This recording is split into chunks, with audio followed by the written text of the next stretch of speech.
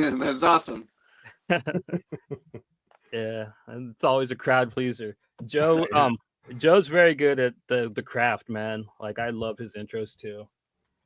But man, Vandals, we are back with the brand new, really exciting edition of How'd We Get Here, and yeah, we're talking to some heroes here tonight, man. We're gonna go ahead and let them introduce themselves. Go ahead, sirs. How are you doing tonight? Doing good. Hi, my name is Keenan Marshall Keller. I'm the co-creator and writer of Vengeance is for the Living. And I'm Alex Delaney, the artist, line artist on Vengeance is for the Living. Excellent. Right. And that is a really exciting book that dropped last year by Floating World Comics. And they have a very interesting catalog, man. They're kind of even more Fantagraphics-y than Fantagraphics, if you could imagine such a thing.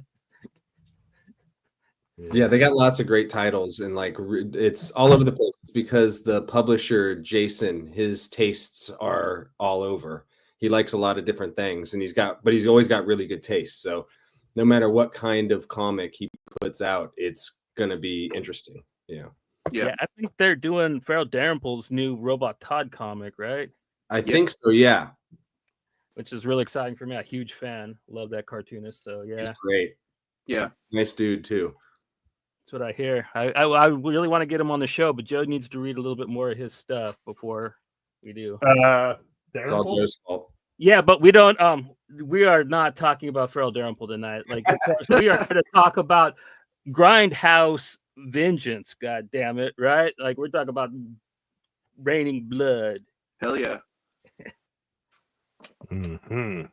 So, Vengeance is for the Living. Where did your idea for that come from? I mean, obviously, kind of from Grindhouse films, but like,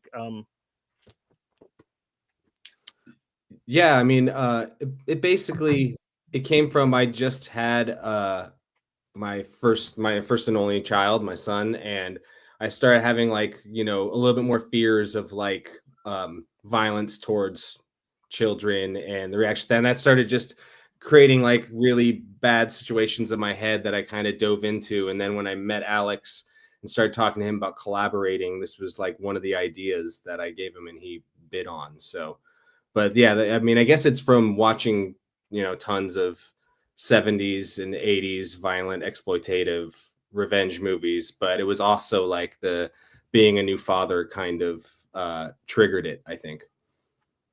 That's crazy. That's awesome though. The stories he gave me were all really good, but that one just really jumped out at me. So yeah, I really was excited to get going on it. I had a quick question for the setting. This takes place in Florida. Yeah. And you sent me another little comic that also takes place in Florida. So is there are you originally from Florida? Are there any ties there, or? I'm not originally from there, but I lived there from like middle school through high school. Okay. In Clearwater, St. Pete area, Clearwater. So that's why the Galactic Breakdown's set there, and that's why I chose to do this one there too. So so like any of the characters in there inspired by people you knew from Florida? Like yeah, I mean yeah, several of them probably. Yeah. I've heard stories about Florida folk. It stained me as a person for sure. So I carry it everywhere, but I got out as soon as I could. And I know a lot of people that still live in Florida and love it, but I had to get the fuck out. So I ran as fast as I could. I think that's what you get, right? You get the two. People either love it or they can't stand it, right? You get the two. I don't think there's anyone that's kind of indifferent about Florida. It's either they love or hate it, You also gotta take the heat, right? Yeah. And that was my problem. I didn't mind it. I lived in Brandington, which is also kind of by the area where you were talking about. Yeah. And I was working there for over summer. We were putting up satellite dishes, and oh my god, dude! Like I've been to hot states before. Like I didn't think Florida would be that much worse than South Carolina, but oh my god, it is unreally hot there. You just sweat all day. Yeah. Well, put up dishes, man, with all the storms. I mean, you probably don't run out of work installing dishes. You get ripped off the side of houses or off roofs all the time, right? And also, I think Florida is one of the states where you could actually do this storyline, right? Because weed's still illegal there. So there's Yeah. still like street weed where like you don't have people go into like pharmacies or anything like that. Yeah. So that was a neat thing. So I was like, at first I'm like, why are these guys killing each other over weed? And I'm like, oh, it's in Florida. That's right. It's still illegal there completely. Is it? Yeah. I think maybe there was medical finally like a year ago or something, but they're still very Against it. They still arrest Yeah. people for weed. Well, listen, I have a lot of friends that smoke a lot, and they prefer, going to their dealer than. But that's true too. I mean, there's still a huge underground drug drug rings all over America too, even in legal states, because you can still get it cheaper from a dealer. Yeah, and from what I hear, the quality's better too. That's something some people want to know exactly where it's grown and whose hands have touched it and all that. And corporate weed doesn't really give that to you. No. It's your cool packaging. Yeah. I know a lot of people that go, but I know like weed savants there. They don't fuck with the government stuff. I'm stuck in Oklahoma, and medical's the best I can get. But yeah. Well, I grew up in a small town where the main income was probably half the people probably made their money off selling weed. So that was a lot of the people I knew in Florida growing up. So I can relate to the story in this because I came from a small town where it was very very prominent. Yeah. Go through the cornfields. There's a good chance you run into quite a few crops. Good place to smoke, though. Yeah. Hey, when you're 16, going through the cornfields, you find some pot plants. You're like, sweet. Yeah. Go ahead, Johnny. So for the listeners, can you what was kind of your pitch to Alex for the book? Kind of how you sell it to people. Well, we met during like I was on tour with the Tom doing the Humans tour, and we met at Floating World. And I had just found out about his comics like 2 days before in Seattle, and it was like it was perfect timing. And when we met, I was just like, holy shit, I love your work. I've been reading it the last 2 days. There it is. And so we just made instant friendship there. And then we like started contacting each other via email. And that's when he was like, would you ever want to collaborate? And I was like, instantly, I was like, yes, because I love his art so much. So that's like I was saying before, I sent him like 4 ideas, and they were all totally different like genres. But I knew Alex might lean towards a like gritty, violent revenge crime comic because that's where like his wheelhouse is. So I had an inkling he'd pick this one, but I wasn't sure, and he ended up, it was like perfect. He definitely wanted to do it, and it turned out great, But it wasn't really a pitch. It was more like let him choose because he's the one doing the heavy lifting, right? Like, I was like, here's a bunch of ideas. Which one's the one you want to do the most? Yeah. So also like I love the design of her wound, how it transfers from her neck to her hand. Like, did you come up with that, or was that Alex? Or like I love that. That was like one of my favorite details in the book. That was kind of that was Keenan's idea with the throat and the hand, but it wasn't really specific as to exactly how it should look. So that's one of kind of the nice things about working with Keenan is that he lets you know what he's thinking, but it's not precise. There's enough room for you to inject what you were thinking, and so it just kind of worked out with that.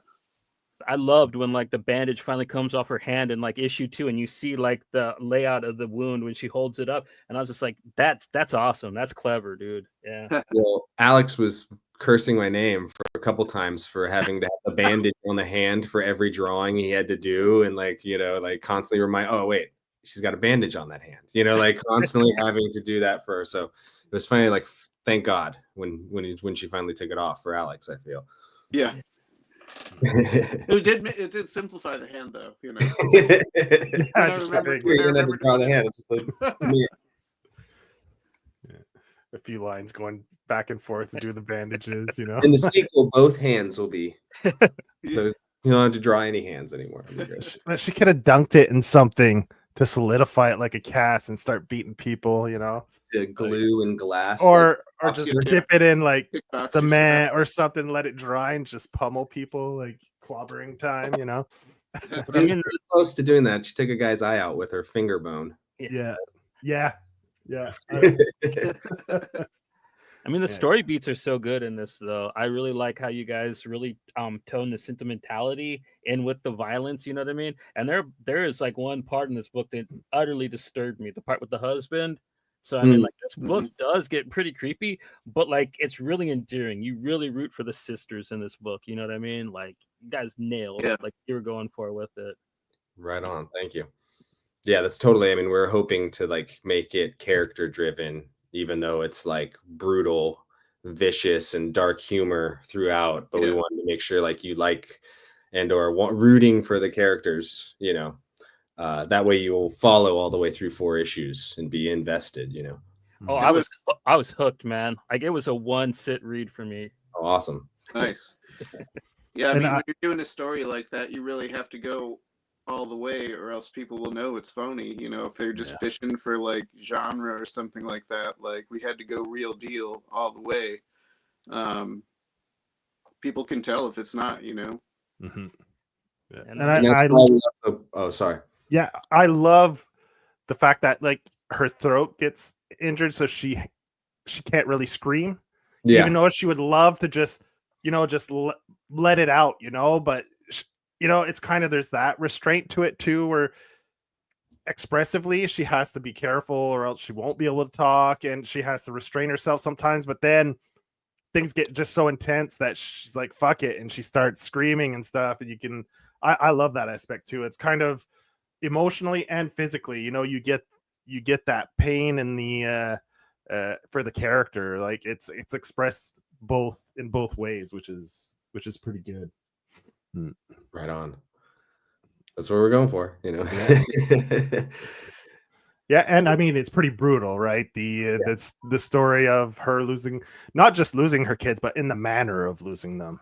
Yeah, it's awful. Oh yeah, I was surprised you guys went all the way there. Yeah, that was kind of like, and then you did tell me that like it was your first child kind of brought the story about. It's kind of, pretty interesting because I can't think of any filmmaker that would go there, really nowadays. Like I haven't. Last time I think I've seen a film where like the villain actually like killed kids and stuff. I think I actually have to go to back to the 90s or maybe the 2000s.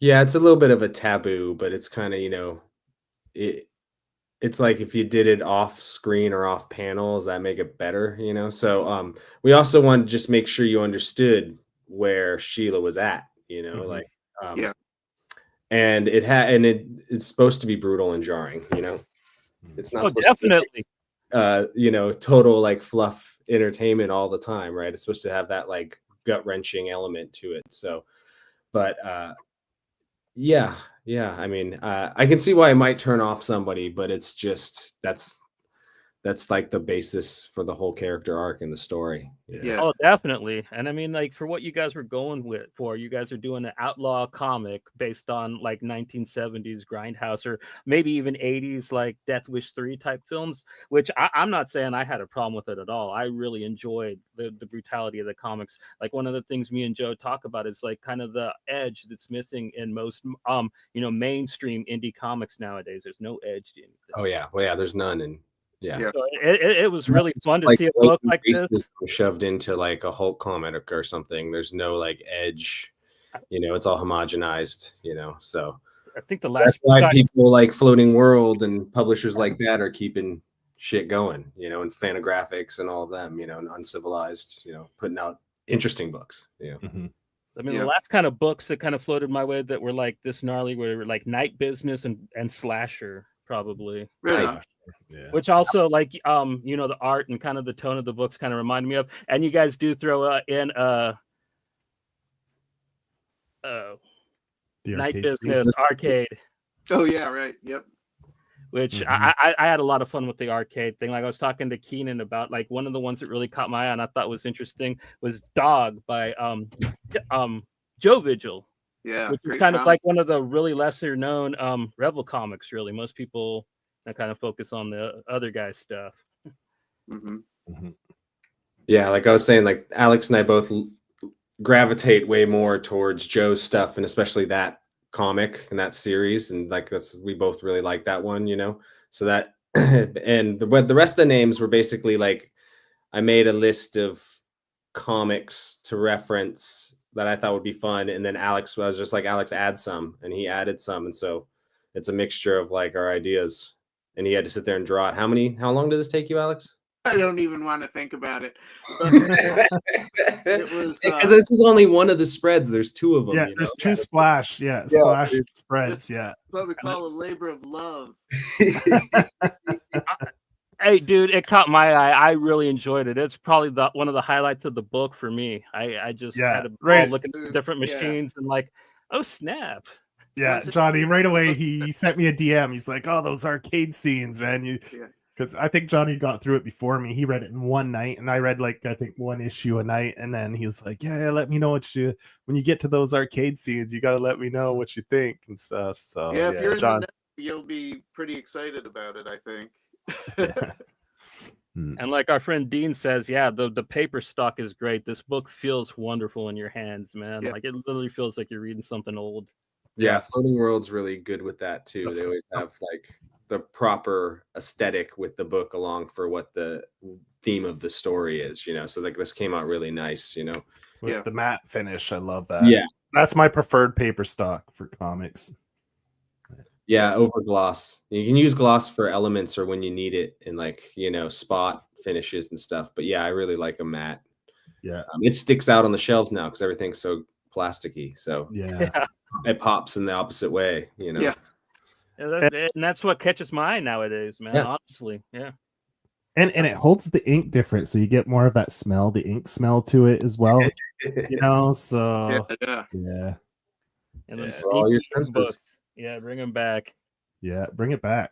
Like we'll probably never get newsprint again, but I mean this is a good this is a really good compromise, like the matte finish. There's like some newsprints now, like still, but they're not like the same. They're not made the same. They're not as shitty or fibrous. Yeah. I use something comparable to newsprint for some of my other solo comics, but it's not newsprint, but it mimics it pretty well. Yeah, someone told me it's more expensive to actually print on matte or newsprint type finish because it's just not as common anymore, right? The gloss, the coated or the gloss is much more common, so you get a better page rate for printing with those types of papers. Yeah, they'll push you towards it. Usually, it seems like too. Yeah, it's just like easy. We don't have to change the settings on the machine. Yeah, right. So, yeah, that makes sense. Yeah. You're like, hey, we're in the digital age. You should be thanking us that we're coming to actually print these things. So you guys got a nice hard cover plan for this baby, or we're working on a trade paperback. I don't know if it's gonna be a hardcover or not, but we're gonna have a collection that we're working on right now. Just like getting the last little bits together. Got a couple other new pinups for it, and Alex is gonna do a brand new cover. Nice. And yeah, we don't know. Probably be next year when that's coming out, but that'll be a nice fat little trade, eh? Yeah. I mean, each of these issues is bigger than the next, so yeah, it ends up being like 200. I laughed when I got the books because, the first issue it's like a nice 48er, and then like the next three are like little trade paperbacks that get fatter and fatter. Yeah. That's what Johnny told me. He's like, the books keep getting fatter. Yeah, I mean that's like we're talking about again with like the character and the necessity of trying to like keep having moments, that push the size of the books, like we were just like, there's no page cutoff. We're not doing a 32 page book. It's however long they have to be, and we'll figure it out from there. And so Alex was like, yeah, that's great. That way he could just draw it the way he feels it instead of having to cram too much shit too often. And so it leads to massive books, which is great. Like comics. There's so much that happens in that book. It really had to have it, have the room to breathe and that kind of thing, just to keep it moving, but not cram it in where it didn't need to be. Yeah, pace it. Yeah. And I got to give my hats off to you guys for that opening issue 1, the opening sequence to the title. I mean, fantastic. Like where the character, like the hand comes out of the mud, right? And then crawling out of the hole and then crawling on the ground and like what's the like the neck, what's she doing? Starts digging and the reveal that she pulls her children out of the mud where she was buried as well with the vengeances for the it's like it just sets the stage perfectly. I mean, and with the rain too, in the rain like that, it's fantastic. I loved it. Amazing first, what was that, 4 or 5 pages? The first Yeah, sequence? I think that's 4 and 5 right there, that spread. Yeah. So So- yeah, I mean, that's the first part of the idea that came to me that kind of came out all the way to where she's like talking with the police in the hospital and then goes back into her memory of taking the 2 guys out in the car. And then that all came like as kind of a big chunk. And when I gave that to Alex, he just killed it. He just like seemed to immediately know like, oh, I know exactly how I'm going to do this, you know? Yeah. But it was really important about like setting the tone for the entire book is a woman having to dig mud out of the hole in her throat so she can breathe, you know, and then she digs up her lost children. And I remember the only note I think I said to Alex was like, with the titles, like think Eisner, I think I wrote on the script or something, because he did the spirit titles that were always like really grand, involved with the characters and stuff. So I think that was like the only thing I said to him, and he killed it. And I love the interaction, like the raindrops hitting it and giving those little splatters, and you know the blood is splattered across. I mean, it's just great. It's fantastic. What a beautiful splash page that Alex has done to render the rain throughout this are really awesome. Like the pages themselves are really fucking killer. You know, there's a lot on them, a lot of because those were white out there, right, Alex? Man, it's so much. And those pages are for sale, I believe, right? On Alex's Etsy, which is in the description down below, and I'm gonna put it in the chat. Drop it in the chats. Yeah. They're not actually on my Etsy, but you know, if you're interested, you can always reach out. Yeah. We can talk about it. Go into the contact info at the bottom of the link tree. Yeah. Or reach out to you on socials on Instagram. Yeah. Yep. All that works. Yeah. It's a good follow. Yeah, for sure. Yeah. For sure. Yeah. So the sister character, man, there seems like there's a real good backstory there. Is there any kind of idea for a prequel or like a kind of a backstory to her?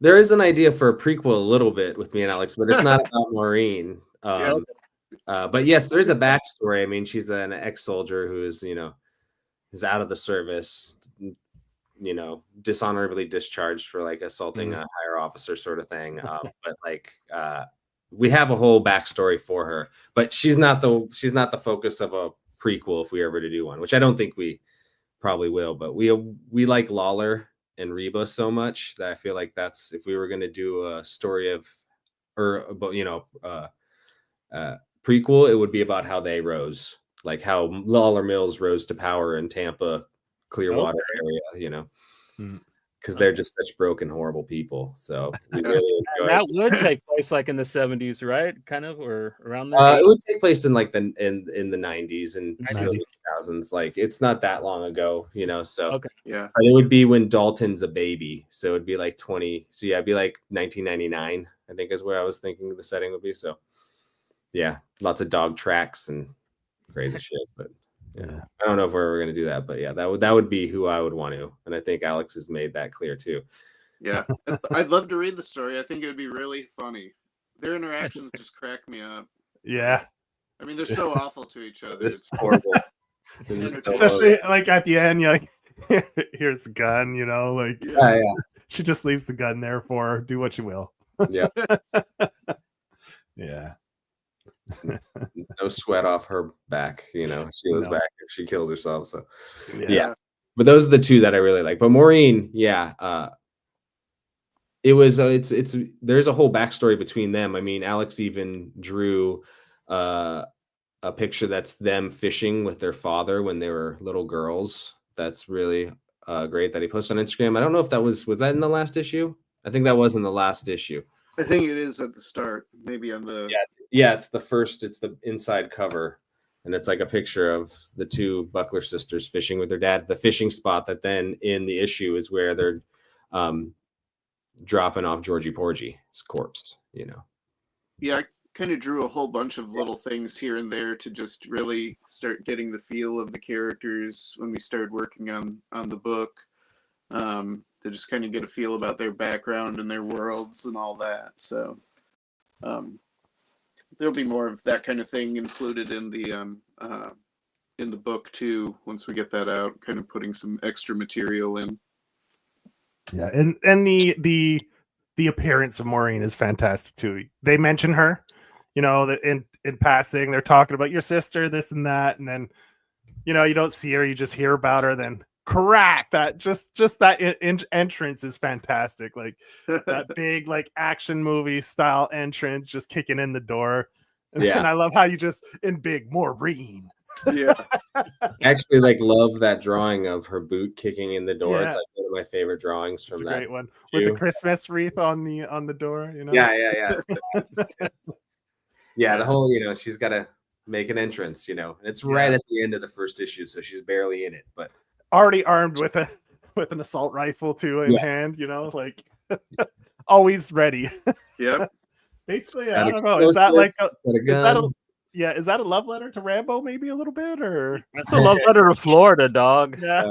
I mean, I do love Rambo, you know, but yeah, to Florida. Okay, got you. Oh, I knew so many people that had MP5s and not MP5s. What are those called? The AR-15s. Yeah, AR-15. M4s, I guess. Yeah. Yeah. I knew so many people who had those down there. So her rocking in with one, I'm like, yeah, that's Florida. They got it. See, I don't live in the States, so that's all foreign to me. Smart move.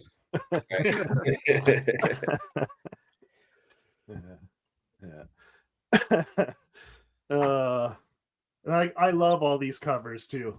For which one was it, Johnny? The one that you really liked? It was this one, right? 3 is really good, but 2 is 2 is my favorite because I love the art and the onomatopoeia behind them. That's always fun when people do that. I think. Yeah, I really like that one a lot too. And this one's pretty. I always love this one too, with the smoke or the smoke or the fog or whatever it is. Always love that one. And with the circle, like the guns circling, all the like the vanishing points goes towards them. Just great layout, fantastic. Thanks. Love it. Yeah, that one was a fun one to do. Had to really build that up to get that smoky effect too. There's so much like white ink and paint on that part.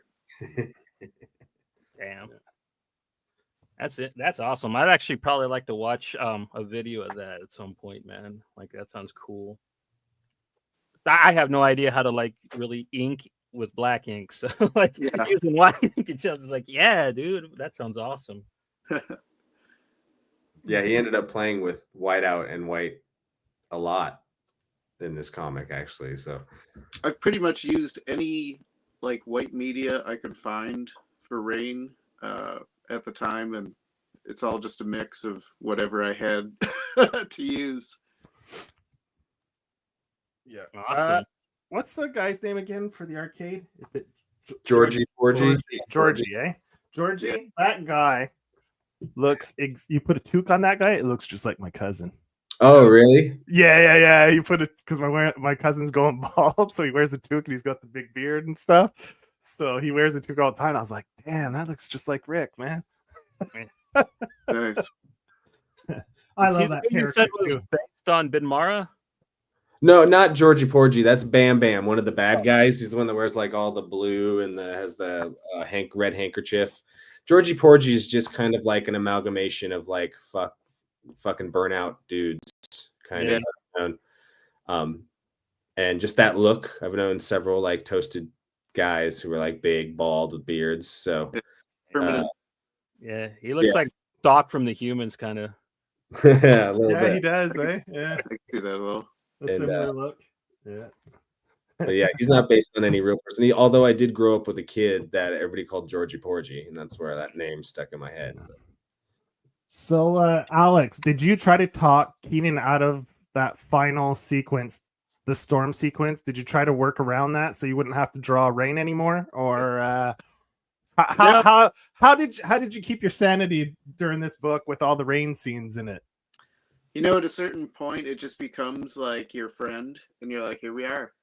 What are we gonna do this time? So it's you know, each time it gets a little bit different. It looks a little bit different. So it was kind of fun to play with all those styles. Yeah. And towards the end of the book, it kind of tapers off as well. So it was kind of, that became a little bit more stressful, because then I'm like, all right, well, how much rain right now? Yeah, how much is it Yeah. rain? You know, how much do I need to, you know, decrease it panel to panel as we wrap this thing? So, yeah, no, but at a certain point, I'm just like, all right, cool. The last laugh I was got on me. used to it really quick. I had to color it all, so then it's like, Yeah, I you saw look at that. pages Your 4 and face. 5 with all those streaks on, you know, the title and stuff like that. I'm like, damn. Yeah, Been fun. Yeah, forever. yeah. I just assumed you colored it because you just shortened yourself, right? KMK. So Yeah. yeah. I assumed it was you. Yeah, yeah. So you did the coloring on this. Have you done coloring often, or? I mean, just on a couple of my own books, but Alex wasn't like totally comfortable doing it. And he was doing so much work drawing it too. So Okay. he was like, "Can you try?" And I was like, "I can try," you know. And the whole idea was just not to ruin his drawings. So and we just wanted. I try to do things like, you know, I like to keep things flat and let the art speak for itself more as much as I can, you know. But I also like to play with like bright contrasting colors and you know, emphasize ideas or moods or things that are happening through the color. And I think with the paper stock you picked for the flat colors, that matte finish works the best, especially when you're going with flat colors, because the paper stock gives those flats a little more life than, let's say, a glossy paper, where it just looks sometimes oversaturated. It just looks off. Like I'll notice I'll get like an omnibus or a trade of like something from the 70s or 80s, which was on newsprint, and they transfer it over to glossy paper now, and it just ruins the colors. Yeah. Like you go back and you open that book, the original floppy, and you look at the colors, it's the same color, but on the paper it just reads so much different. It's me and Joe, we got some omnibuses of, we got the X Factor omnibus #1 with the old school 90s stuff, and like the reprinted colors are just so horrible in that book. Yeah, you got to open those before you buy them. Yeah. But I agree with with my friend Norton here, man. Like I have grown to really like flats, man, and I really have grown to really hate people to try to use dynamic and realistic coloring, especially if their books aren't like photorealistic. It's like, why are you trying to color your book like that, man? What are we doing? Yeah. It's a comic book. That's the whole thing, you know. Like, what they're doing to the EC comics and the reprints right now is a crime. I've heard, like, really shitty drop shadows here and there, and you're just like, what are you doing? Like, why are you messing with perfection? It's ridiculous. And that's Oni, right? Man, yeah. I thought they were better than that. Like, they're usually a pretty good publisher, kind of. I heard they don't pay well, but like they'll put like good stuff out, is what I mean. Comics? What? Okay. Okay. Yeah. Well, I thought people get into it because they're passionate and they love it, not because they want to make money or a living.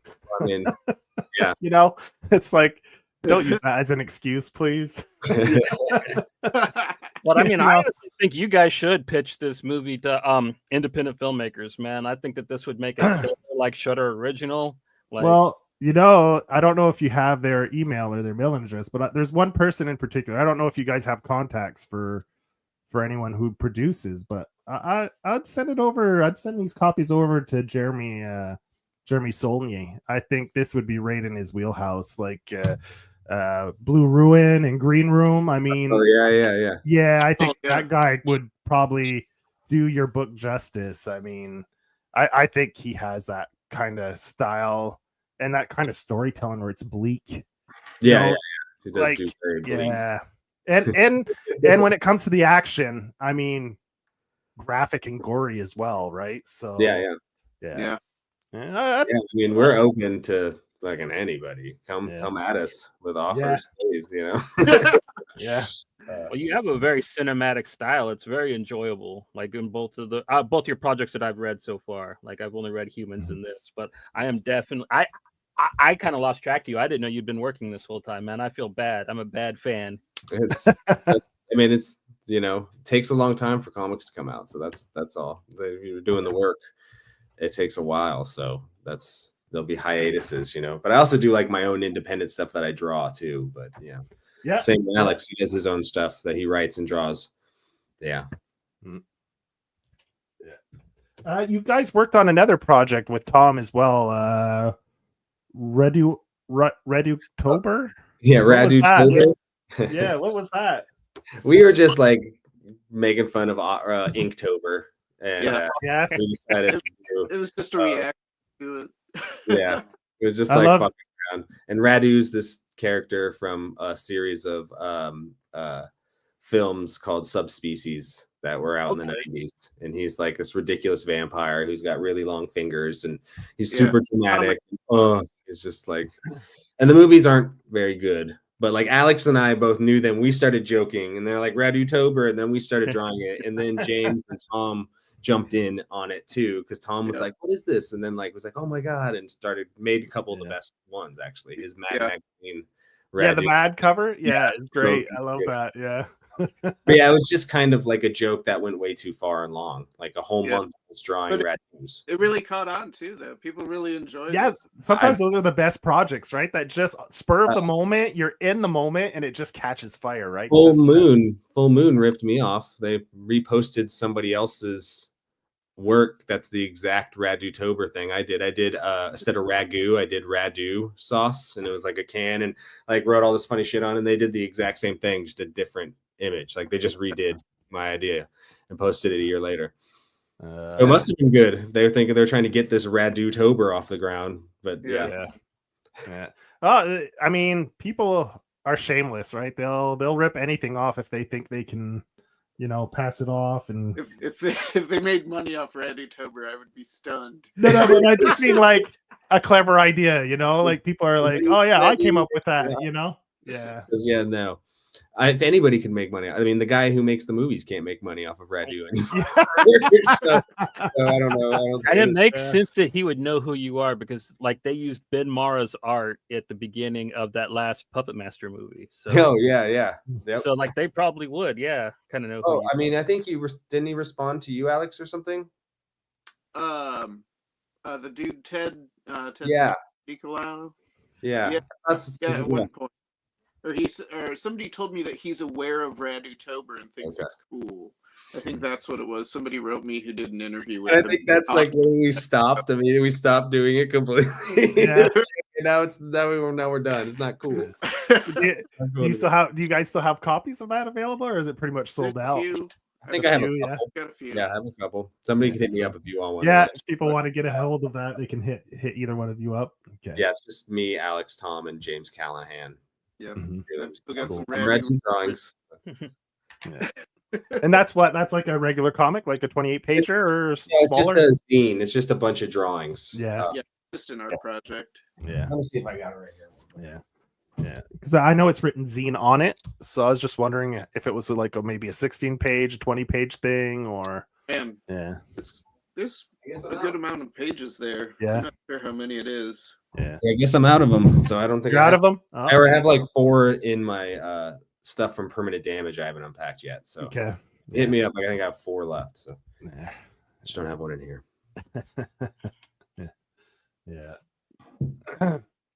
So want to touch on, Johnny mentioned it, the Humans, right? That's more or less how I got to know you, Keenan, was through the Humans. A buddy of mine posted something and it was in the background, and that's how I noticed it on socials, and I was like, what the hell's that Humans thing in the background? I didn't know. I don't know if it was the book he had a poster or something. I don't know what it was, and he was like, oh, it's this book. So then I tracked it down. So, but that actually has a third arc coming out. The third part of that is The Jungle. It's basically the sequel to the Humans, so it's like, but that's coming out July 30th. July 30th. Yep, July 30th. The and you could get a subscription to that through Uncivilized, or you could order it through your comic shop as well. Yep. Both of those. We have the link. We'll post it in the chats, and I think Johnny put it in the descriptions as well. So if people want to go reserve their copies, good and early. The earlier you get in, the better it is for everyone involved. Yes. So go either subscribe or pre-order that through your comic shops. So yeah, you can find that in the chats and in the description, the link for that book. And this is going to be prison exploitation, right? Like kind of the synopsis and what I seen, it kind of reminds me of that Sean Penn movie, Bad Boys, right? Yeah. That's totally like an influence probably on me without knowing it. But yeah, I love that film. Yeah, it's totally our Apes in Prison arc. So the surviving members of the Humans get locked up in like the California's worst prison, Sunland Correctional. It's also known as the Jungle. So, and it's about like what they have to do to survive in there. It's awesome. Tom's really killed it. The drawings are fucking awesome, and they're so good. We're going to do magazine format, so it's going to be oversized. Oh yeah. So it's going to look really awesome, floppy, and black and white, but with tones. So okay, so cool. It's going to be like the Zero issue of Humans, right? A little bit more like the tones and the way Tom's drawing. It's a little bit different, but yes, similar to that. It will have the first 9 pages in full color, and then it manga style, nice. And then it becomes black and white. So I like those monochromatic style books. Those are cool. Pretty cool. Yeah, we love black and white, man. We are huge fans. So yeah, we're excited. At first, we're like, well, people, because psychedelic color was really good in the first series, but they look great. So I'm psyched. I like. Well, for a prison book, the black and white makes sense. Yeah, we were gonna do a totally muted color palette anyhow, and then we were just like, fuck it, let's just do tones. So. Because I mean, like they're probably gonna like drink Pruno and maybe do prison drugs, but like I don't know how like psychedelic that's gonna get. There's still some psychedelic moments, but they'll look good. Cool. Yeah, the pages for that. Great. Like I told you before the show, man. Like in our friend group, at least, man, the hype is real for the Jungle, man. Like everybody is like really, really hyped for it. Thanks. I'm fucking psyched. It's been a while, so I'm ready for it to come out too. So I've been waiting. I read the Humans when it came out, like, and I remember seeing in the back, the Humans will be back. Johnny lives. I'm like, how the hell did Johnny survive? I got to hear this story. So like, this is coming out next year, 10 issues. Hell yeah! And yeah, it was right on the back of the trade, right there. The initial like sketch drawing for that cover. And the hype has been real since then, man. But I'm glad to know that it's actually back on and it's really happening. Like it's literally coming out. Like, no, you can go look on previews or Lunar and order it now. So, or you can go to Uncivilized and get the whole subscription sent to you for the first 5 issues. So, yeah, good ways to do it. Yeah. Alex, also, are your commissions open at the moment? Yeah, they're kind of always, because I saw you posted some commissions. I pulled a few off socials so people could see like some of the awesome work you do on your commissions. So here's a Frankenstein. This one's killer, man.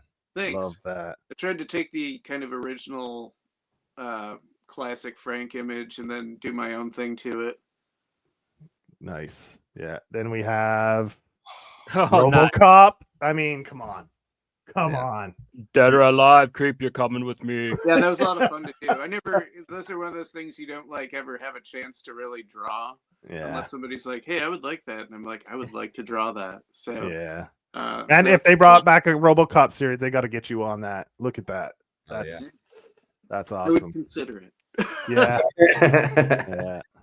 I can't remember. Maybe that's from Night Beast. That's what it was. Night Beast. That's what you wrote. Yeah, exactly. Yeah. I really love that. This one's awesome. Love this one. Yeah. Hard boiled. Yeah. Great stuff. Nixon. Yeah. I think this is just a page or a panel from your that one is from your last Derelict. This is the most recent issue of the Derelict. Yeah. Close the picture down, Joe, so I can put up Alex so he can show the book. Yep. Oh, show the book again, Alex. They didn't see it. Yeah, it's over a little bit in front of your face. There you go. There you go. Oh, cool. Yeah. That's got a mad James O'Barr look to it. I like that. The embossed title is that foil or is it just embossed? Foil and embossed. Embossed foil, nice. Yep. Going 90s, love it. Hell Yeah. Yeah, we. I like my 90s gimmick covers, man. What can I say? I was a kid of the 90s, so. yeah. So is that's straight up outlaw style, like black and white and everything. Sure is. Yep. Oh yeah. Totally black and white. Then you have your Star Trek thing here. Monster, that one's good.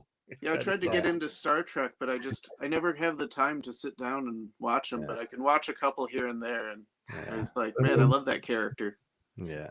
And then this was a picture you posted to show reference to a Swamp page, Swamp Thing page. What is this from? That's just a picture of Sheila I did just in reference to Abby in Swamp Thing.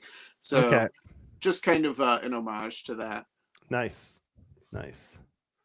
Yeah, I was like, I thought it was in the book. I was like, I didn't see that. Yeah, no, it's not, it'll be in the collection possibly, but yeah, it wasn't for release. I went through every issue. I was like, maybe it was just a panel, like one, maybe it wasn't a splash. Maybe, and I went through them twice. I was like, what the heck? Where is that? Where the fuck is that in the book?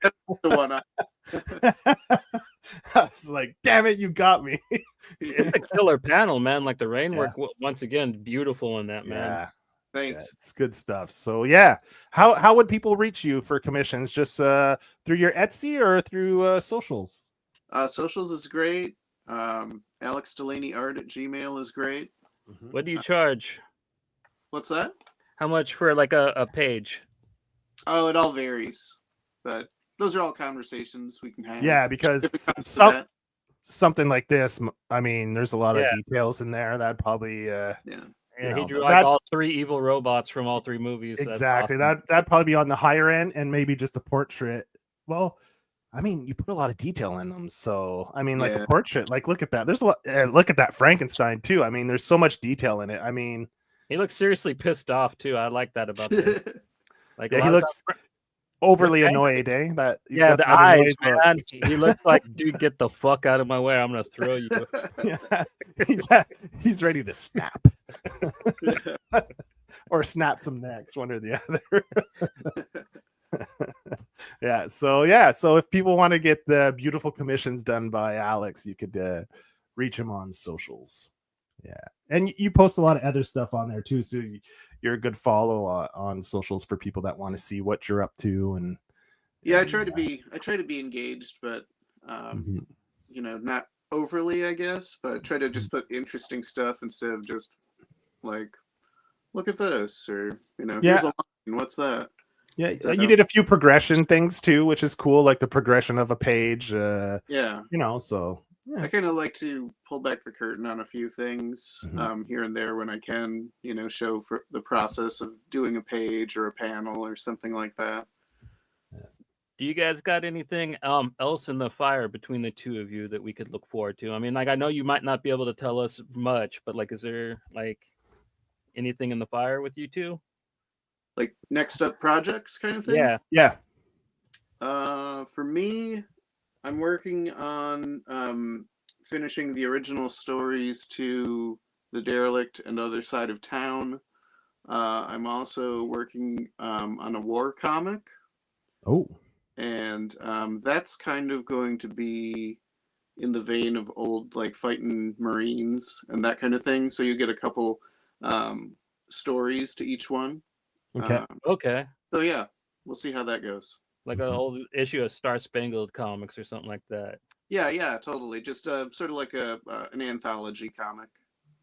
And Derelict, how many issues are you up to on that series? There are 3 to the main story and 2 one-shots, so I guess 5. 5? Okay. Yeah. And those are on your Etsy, right? They sure are. Okay, because like I'm probably gonna get those stuff. I believe you have like packages too put together with all the all 5 issues. I think when I went and saw you had like you could buy all 5 in one shot, like put together stuff like that. I try to make it easy to get them all at once. Yeah. Not have to worry about it too much. Yeah. Our buddy Dean's asking what the Derelict books are about. They look really cool, so like I'm interested as well. Sure. Well, it's kind of the saga of a homeless junkie, and but there's a lot more going on behind the surface there. It's kind of one of those things where you don't want to give much away about it, but if you start in with him and you kind of follow him through the alleys, everything kind of unfolds, and you get to meet all sorts of other characters along the way. I'm sorry to be really vague about it, but I feel like it's one of those things where, once you experience it, you're kind of just involved and interested if it works for you. And so the other side of town is literally about like him reaching there then and kind of, or Other side of town is kind of like, the easiest way to describe that is probably like Sin City meets American Psycho, and maybe that's toning it down a little bit, but it's kind of but it's also got a lot of humor in it, I think. So it's essentially a slasher, but there's there's a lot of fun to be had. And this is a black and white book as well, right? Yes, sir.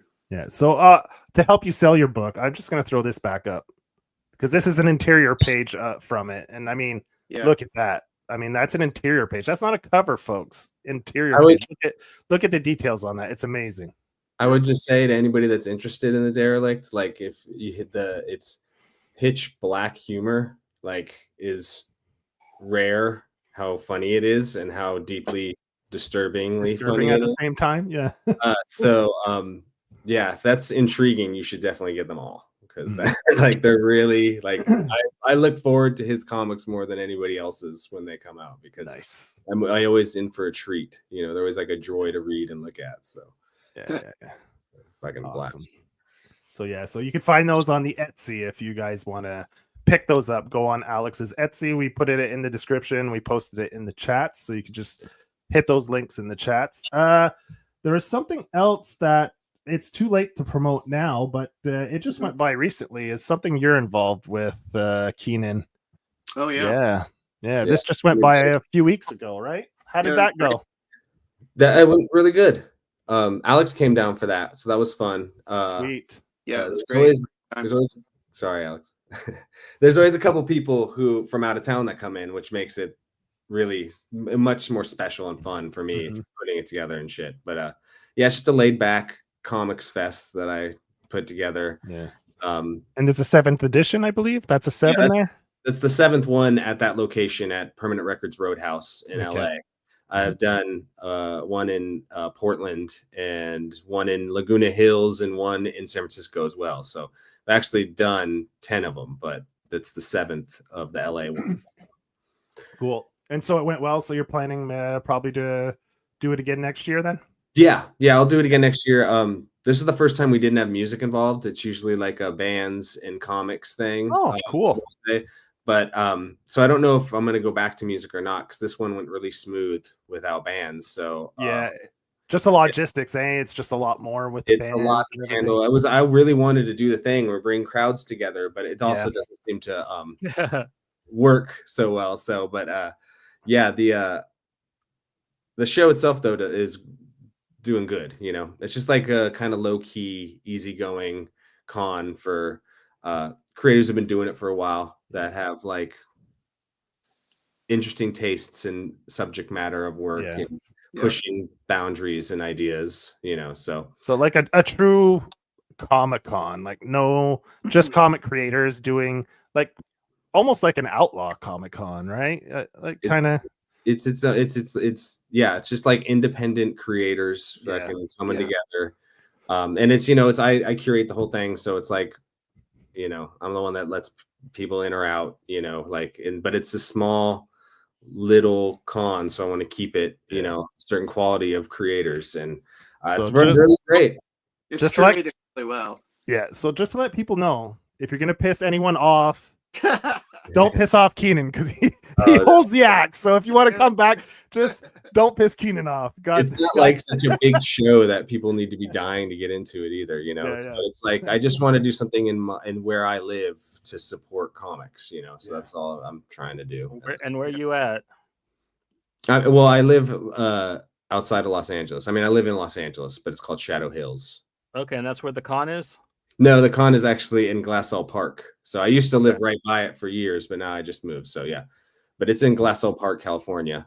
Right near Highland Park, which is like a very hip, cool area, and Permanent Damage Roadhouse is just one of the greatest venues around. So I'm always happy to do it there. The people that run it are rad, and I just love the place.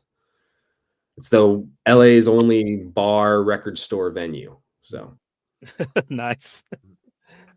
Sounds Nice. like it gets scary sometimes, but like that's a free event.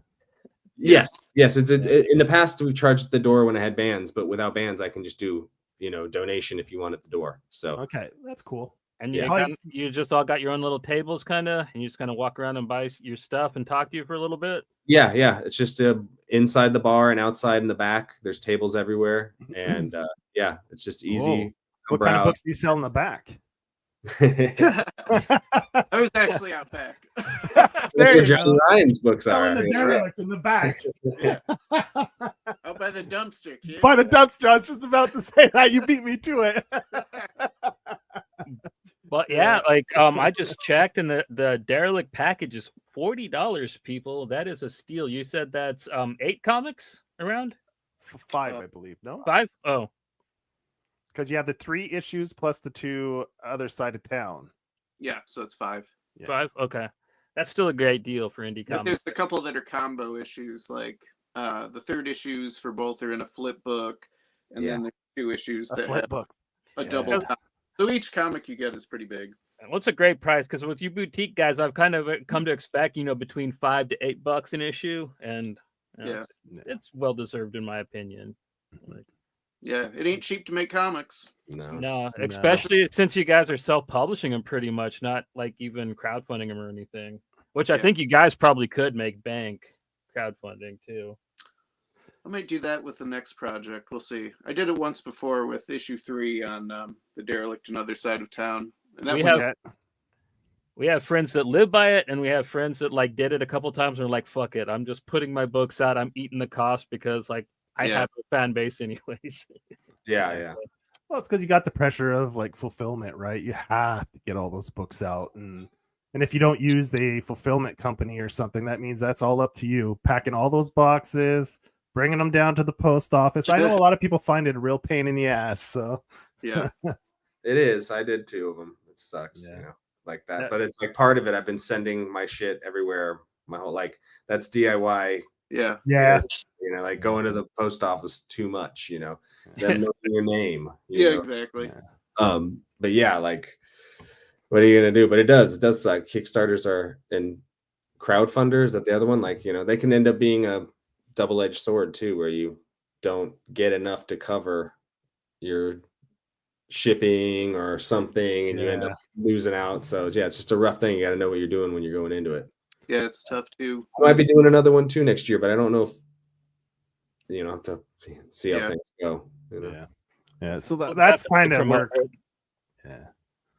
That's kind of like cons are fun. You just throw it in a big box, throw it on a table, you sell what you sell. You don't have to worry about the packing. The people come to you, for a weekend. So, and speaking of cons, do you guys have anything coming up? I know you just had the permanent damage that just went by, but you have, it's con season is in full swing now, right? So, do you guys have anything coming that you want to plug? Well, next weekend I'm going to be in Michigan doing a signing at Nostalgia Inc. Comics in Jackson, Michigan. And that's next Saturday, May 10th. That's the only thing I have coming up. I was thinking about doing Heroes, but I'm just not going to have anything new this summer. So I think the rest of the year is mostly going to be a work year for new books. And I'll be hitting the road probably next year with that. Maybe there'll be a couple shows here and there that come up along the way, but no plans outside of next weekend's signing. Okay, cool. That's awesome. I mean, I have a couple things. I'm trying to go to Heroes. I'm going to go to that, and then after that is when The Jungle comes out. So I'll be doing a bunch of like release parties in LA. One on the 18th at July 18th at Permanent Records Roadhouse with Tom, where we'll just be like DJing and selling comics early. And then we'll do like a couple days at San Diego, probably. We're figuring that out. Okay. And then more shows. We're going to do a Bay Area weekend in August where we'll be doing like signings at a couple different shops. And Saturday, August, I think it's 2nd, we'll be doing a double feature, Bananas and Chrome, our 8-movie and bike flick at Balboa Theater. So yeah, Tom and I are hosting a double feature there. So that'll be a blast. So nice. we'll announce those movies soon and all that, but yeah, our friend, cartoonist Harry Nordlinger works at the Balboa Theater in San Francisco, and it's like this awesome little theater. And he's helped me hook me up with doing another event there in the past, so he's hooking us up with that. Very cool. Lots of shit like that. Lots of just promoting the jungle, and then next year we'll be promoting the Vengeance trade paperback. Hopefully, we'll both go to Heroes next year too. Yeah. Heroes is a pretty popular one for indie creators. It's a good one. It's a really good mix. Best con. It's the It best. is the best thing. Yeah. Yeah. There's no TV, no movies. There's no nothing but artists and creators. They get gray-haired old comics wizards mixed in with like the young weirdos. They organize it well. They involve charities that they give thousands of dollars. Nice. And they feed all the artists barbecue at the end of the. It's amazing. It's fucking great. Like I can't tell it highly enough, man. Yeah, everybody we talk to, every interview with creators that go to Heroes Con, they're like, that's the one. Like, if there's one on your calendar a year that you're looking forward to, that's always the one everyone's really looking forward to is Heroes Con. Yeah. It's just the best in there. It's also the audience is probably one of the like smartest comic crowds like come across at one of these things. So they're really into what they're into, and they support artists and buy art. I think most artists there sell original art or commissions more than any other convention there. Is Heroes Con just one, or is there different ones in different locations? No, or is it there's just just once a the year one in one in Charlotte. spot? Yeah, and they do a mini one, I think, in the area at some point during the year. But yeah, it's Heroes Con is just one event every year in Charlotte. Because the Heroes Are Hard to Find is the comic book shop that started it right there. Yeah. Nice. Very cool. Yeah, it's good to hear that we still have some true blue Comic Cons that are about comics, Yeah. There's not very many, but there's that one's my favorite. That's the one I want to go to every year. Yeah, a lot of them they should just call media cons at this point, in my opinion. Yeah, that's all they are, Yeah. I remember seeing you at the big panel for Image, like 2015, like when the Humans was coming out. You were up there with Brubaker, and that was Tom. Yeah, that was Tom, the artist. Yeah, he was up there. Yeah, that was funny. That was like a giant. It was like the H Hall or some shit, like a giant fucking hall. And he was on really talk. Yeah, that was Tom. But yeah, that was really funny. I remember sitting in the crowd laughing. Now I'm thinking of it. Did I put Tom's picture instead of yours yours you did at the beginning? At the beginning. You guys have Google, man. I put your name and it come up a bunch of pictures, and I was like, I saw you clean shaven. I saw this other one. We're in pictures together all over. So so I was like, maybe he just shaved his facial hair, and now I don't know. I was like, and it was a decent picture, black and white. I was like, all right, I'll use that one. And then we pop up, and I'm like, oh fuck, I think I might have taken Tom's picture. So I read your books, but I don't really like go and see what you guys look like all that. Oh yeah, right? So sorry about that. We're hiding our faces. Plugging Tom. Fuck, he's not even here. For fuck's sake. That was pretty funny. He's here in spirit. Yeah. His name came up a couple times, so sorry about that. That's cool. No problem. Oh well, I make a few mistakes here and there. Well, I'm right there with you. I thought he just like shaved his mustache and grew some hair, got a little older. Yeah. Yeah. But in the first books, you guys did reverse, like, and you had the artist above the writer's credits, so like that confused me. There's actually one of my older videos. I talk about the Humans, 5 grindhouse comics, and I literally said it was written by Tom Neely and Keenan Marshall Keller, because I was like that green at doing shit, and I guess I still kind of am a little bit. Yeah. But I mean, Tom did that because it looks better, right? Yeah, because your name's your name's so fucking long. It's crazy. I was like trying to lay it out with Alex's name. Alex is so short. I had to offset this. Vengeance is And I didn't want to make his name bigger. I wanted to keep it the same font size. You gotta either shorten your name or work with people that have longer names. Yeah. Everybody's gonna use the middle name. Yeah. Yeah, but anyway, it's just you're stuck working with Daniel Warren Johnson from now on. Yeah. D-dubs. Yeah. I managed to make it work. Not too bad there, but yeah. Cool. So just want to remind people, go check out Alex's Etsy if you want to buy his comics, or reach out to him on socials if you want a kick-ass commission. He's open for commissions. Word. And Keenan, also don't forget about the book. If you haven't read it or picked it up yet, Vengeance is for the Living. Reach out to either one of them. I'm assuming both of you have copies. So, Yep. You could reach out to either one of the guys here and then get yourself a copy of Vengeance is for the Living. You won't be disappointed. I mean, it's a fantastic book.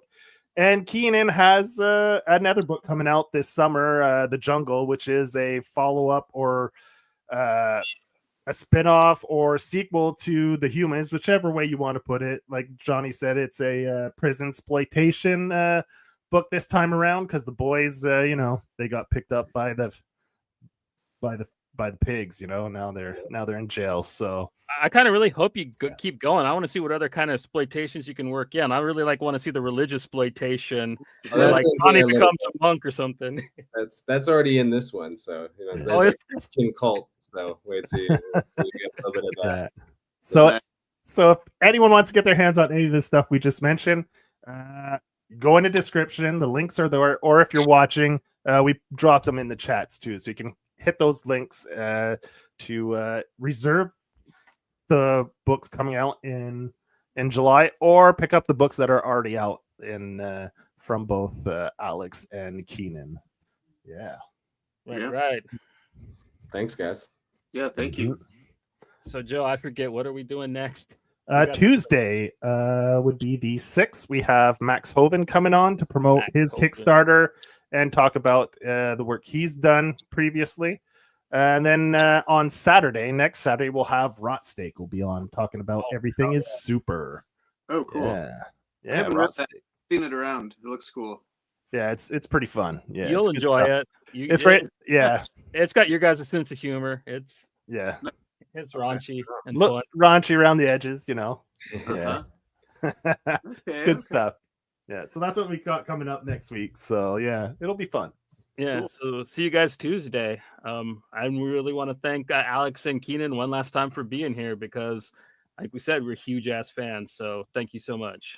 Yeah, thanks for having us. Thanks for having me. Everybody get The Jungle when it comes out. Yeah, the rule. So everybody have a great